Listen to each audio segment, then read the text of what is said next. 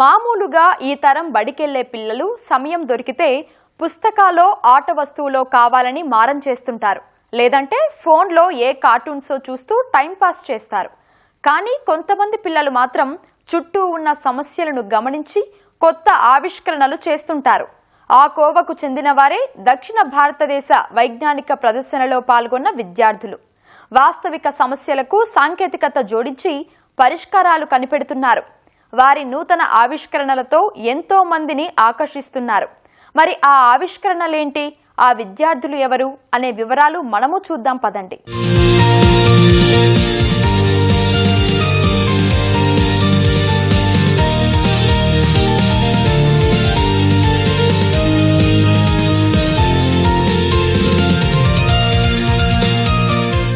పుస్తకాలను చదవడమే కాదు, చదివిన విషయం ఆచరణలో పెట్టినప్పుడే విజ్ఞానం వికసిస్తుంది. ప్రస్తుత సమాజంలో ఎదురవుతున్న సమస్యలు పసిగట్టి వాటికి అనుగుణంగా సాంకేతిక నమూనాలు కనిపెట్టడం సులువేమీ కాదు. అలాగని అసాధ్యం కూడా కాదు. అదే నిరూపిస్తున్నారు సంగారెడ్డి జిల్లాలో నిర్వహించిన దక్షిణ భారత వైజ్ఞానిక ప్రదర్శనలో పాల్గొన్న విద్యార్థులు.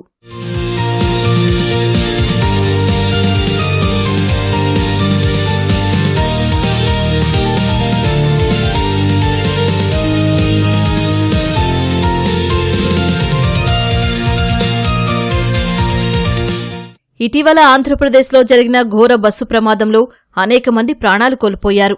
ఈ ఘటన ఆధారంగా ఓ విద్యార్థిని కొత్త ఆలోచన చేసింది. అలాంటి సందర్భాల్లో ప్రయాణికులు సురక్షితంగా బయటపడేందుకు ప్రాజెక్టు రూపొందించింది.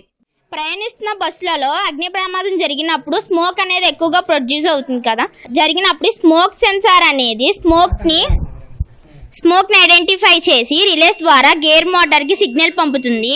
సిగ్నల్ పంపిన and automatically emergency doors and roof కూడా ఓపెన్ అవుతాయి. అప్పుడు ప్యాసింజర్లు డోర్స్ నుండి బయటికి పారిపోయి ఈజీగా ఎస్కేప్ అవ్వడానికి ఈజీగా ఉంటుంది. రూఫ్ ఓపెన్ అవడం వల్ల ఫ్రెష్ ఎయిర్ అనేది వచ్చి స్మోక్ అనేది బయటికి పోతుంది. ఇది హీట్ సెన్సార్. ప్రయాణిస్తున్న బస్సులలో అగ్ని ప్రమాదం జరిగినప్పుడు హీట్ అనేది కూడా ఎక్కువగా ప్రొడ్యూస్ అవుతుంది. ఈ హీట్ సెన్సార్ 51 degrees దాటాక and automatically emergency doors and roof open అవుతాయి. అండ్ ఇందులో ఉన్న ప్రయాణికులు కూడా ఈజీగా ఎస్కేప్ అవ్వచ్చు రూఫ్ నుండి అండ్ ఎమర్జెన్సీ డోర్ నుండి. ఏంటంటే వీళ్ళ ప్రాణాలు కాపాడవచ్చు, వాళ్ళ ఫ్యామిలీస్ కూడా సేఫ్గా ఉంటారు అండ్ గవర్నమెంట్ కూడా హెల్ప్గా ఉంటుందని ప్రాజెక్ట్ చేశాం సార్. 2024లో కేంద్రం ప్రధానమంత్రి సూర్యఘర్ ముఫ్త్ బిజిలీ యోజన ప్రారంభించి 1 కోటి ఇళ్లకు సౌర విద్యుత్ అందిస్తోంది. ఈ పథకం ప్రభుత్వ బడులకు అందిస్తే ఎలాంటి ఉపయోగాలు ఉంటాయనే అంశంపై ప్రాజెక్టు రూపొందించాడు కోనసీమ జిల్లాకు చెందిన ఈశ్వర్ సంజీవ్. మన ప్రైమ్ మినిస్టర్ రీసెంట్గా పిఎం సూర్యఘర్ ముఫ్త్ బిజ్లీ యోజన అనే స్కీమ్ రిలీజ్ చేశారు.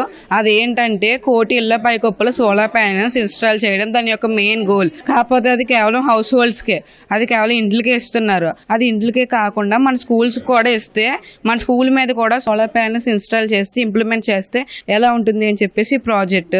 అదే ఒకవేళ మనకి ఇంట్లో చిన్న టెర్రస్ ఏరియా ఉంటుంది, ఎక్కువ ప్లేస్ ఉండదు. అదే స్కూల్లో అయితే మనకి పెద్ద టెర్రస్ ఏరియా ఉంటుంది.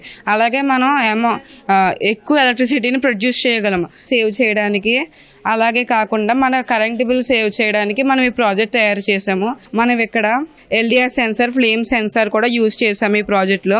ఎల్డిఆర్ సెన్సార్ ఏంటంటే, ఎల్డిఆర్ సెన్సార్ చుట్టూ ఎప్పుడైతే చీకటి పడుతుందో ఆటోమేటిక్గా లైట్స్ వెలుగుతాయి. అదేంటంటే మన స్కూల్ సరౌండింగ్స్లో ఆటోమేటిక్గా స్ట్రీట్ లైట్స్ వెలిగేలా డిజైన్ చేసుకున్నాం. అలాగే ఫ్లేమ్ సెన్సార్ అదేంటంటే మనకి దాని చుట్టూ ఎప్పుడైతే టెంపరేచర్ పెరుగుతుందో 25 డిగ్రీ కంటే ఎప్పుడు పెరుగుతుందో మనకు ఆటోమేటిక్గా ఫ్యాన్స్ తిరుగుతాయి. ఖమ్మం జిల్లాకు చెందిన శ్రేష్ఠశ్రీ ఇంటి నుంచే రోగి ఆరోగ్య స్థితిని పర్యవేక్షిస్తూ సమస్యను మానిటరింగ్ సిస్టమ్కు తెలియజేసే స్మార్ట్ హెల్త్ మానిటరింగ్ సిస్టమ్ రూపొందించింది.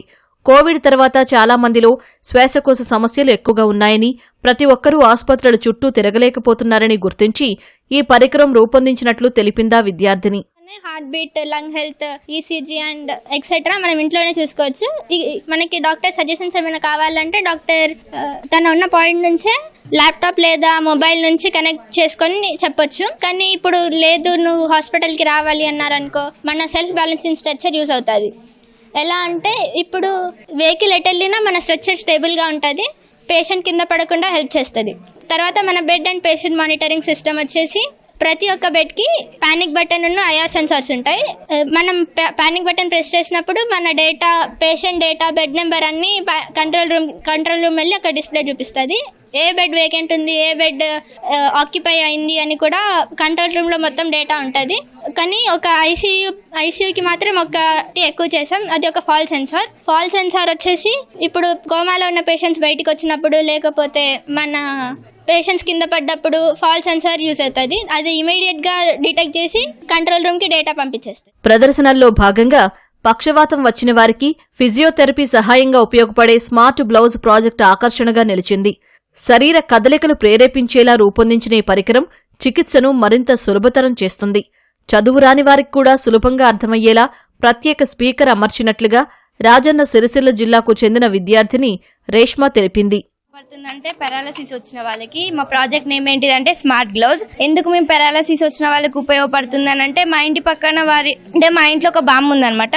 సో ఆమెకి పారాలసిస్ వచ్చింది. నేను సార్ దగ్గరికి వెళ్ళి అడిగినప్పుడు సార్ వాళ్ళ ఫాదర్ కి కూడా సేమ్ ప్రాబ్లం ఉందనమాట. సో మా సారును నేను కలిసి ఇది తయారు చేయాలని అనుకున్నాము.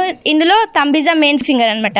థంబ్ ఫింగర్ ఉన్న ఇంకొక ఫింగర్ కున్న సెన్సార్ ని టచ్ చేసినప్పుడు తను ఆ వ్యక్తి ఏం కావాలని అనుకుంటున్నాడో ఆ వ్యక్తి మనకి తెలుస్తుంది అనమాట. అంతేకాకుండా వాళ్ళని మనం ఊకుకే తీసుకువెళ్ళలేము హాస్పిటల్కి. అలాగా మేము ఒక యాప్ తయారు చేసాం అనమాట. ఆ యాప్లో మనం అన్ని సెర్చ్ చేసుకుంటే వాళ్ళ హెల్త్ కండిషన్ అనేది చెప్తుంది అనమాట. ఒకవేళ హెల్త్ మంచిగా లేకపోతే డాక్టర్ దగ్గరికి వెళ్ళమని, ఒకవేళ హెల్త్ కరెక్ట్ ఉందని అంటే కొన్ని ప్రికాషన్స్ చెప్తుంది అనమాట. ఆ ప్రికాషన్స్ని మనం అంటే యూజ్ చేయాలి అన్ని చెప్పాలన్నమాట. అంతేకాకుండా ఇప్పుడు మనం ఇప్పుడు ఆ పేషెంట్ దగ్గర లేము, ఆ పేషెంట్కి ఇప్పుడు టాబ్లెట్ వేయాలి. కానీ ఏ టాబ్లెట్ వేయాలో మనకి అంటే ఆ పేషెంట్కి తెలియదు, మర్చిపోయిండు. సో ఒక యాప్ ఉంటుంది అనమాట. ఆ యాప్లో పేషెంట్ నేము టాబ్లెట్ నెంబర్ సేవ్ చేసుకున్నాం అనుకోండి, కరెక్ట్ ఆ టైంకి ఆ పేషెంట్కి టాబ్లెట్ నేమ్ వెళ్ళిపోతుంది అనమాట. సో అట్లా మేము దీన్ని యూజ్ చేసుకుంటున్నాం అనమాట. వినికిడి లోపం ఉన్నవారికి అందుబాటు ధరలో వినబడే యంత్రాన్ని రూపొందించింది పెద్దపల్లి జిల్లాకు చెందిన జస్వి అనే విద్యార్థిని. ఈ ఆలోచన రానున్న రోజుల్లో చెవిటివారికి ఎంతగానో ఉపయోగపడే అవకాశం ఉంది. ఈ ప్రాజెక్టును ఐఐటి ఖరగ్పూర్ వారికి వివరించడంతో పూర్తిస్థాయిలో అందుబాటులోకి తేవడానికి అంగీకరించినట్లు విద్యార్థిని తెలిపింది. సో నేను చేసిన ప్రాజెక్ట్ ఏంటంటే లో కాస్ట్ డెఫ్ హియరింగ్ ఎయిడ్ అండర్ 500 రూపీస్. ఇది నార్మల్ పీపుల్ ఎవరైతే ఉంటారో వాళ్ళకి అవుటర్ ఇయర్ మిడిల్ ఇయర్ పనిచేస్తుంది. డెఫ్ పీపుల్ అయితే డెఫ్ పీపుల్ వాళ్ళకి అవుటర్ ఇయర్ మిడిల్ ఇయర్ పనిచేయదు. సో వాళ్ళకి త్రూ ద జాబ్ బోన్ నుంచి ఇన్నయ్యకి కనెక్షన్ ఉంటుంది. సో వైబ్రేషన్స్ అనేవి జాబ్ బోన్ నుంచి ఇన్నయ్యకి సెండ్ చేస్తాము. సో దట్ వాళ్ళకి సౌండ్ అనేది వినిపిస్తుంది. మేము ఈ డివైస్ మొత్తం అండర్ 500 రూపీస్లో చేసాము. సో ఇది లో కాస్ట్. ఇందులో యూస్ చేసిన ఎక్విప్మెంట్ ఏంటంటే యాంప్లిఫైయర్, ఒక చిన్న డీసీ మోటార్, కనెక్టింగ్ వైర్స్, మళ్ళీ plastic rod, audio source. Amplifier సౌండ్ని యాంప్లిఫై చేస్తుంది, కనెక్టింగ్ వైర్స్ కనెక్ట్ చేస్తాయి. మళ్ళీ ఇది డీసీ మోటార్, ఇది ఆడియో సిగ్నల్స్ని వైబ్రేషన్స్ లాగా మారుస్తుంది. నెక్స్ట్ ఈ ప్లాస్టిక్ రాడ్ అనేది మనం ఇక్కడ పెట్టడం వల్ల ఇక్కడ పెట్టాలి. సో దట్ ఇది మనం నోట్లో పెట్టేసుకొని చెవులు మూసుకోవాలి. అప్పుడు వైబ్రేషన్స్ అనేది జాబ్ బోన్ నుంచి ఇన్నయ్యాకి వెళ్తుంది. సో అప్పుడు డెఫ్ పీపుల్ వాళ్ళకి సౌండ్ అనేది వినిపిస్తుంది. వైజ్ఞానిక ప్రదర్శనలోని వీరి నూతన ఆవిష్కరణలు ఫ్యూచర్ ఇండియాకి ఉదాహరణగా నిలుస్తున్నాయి.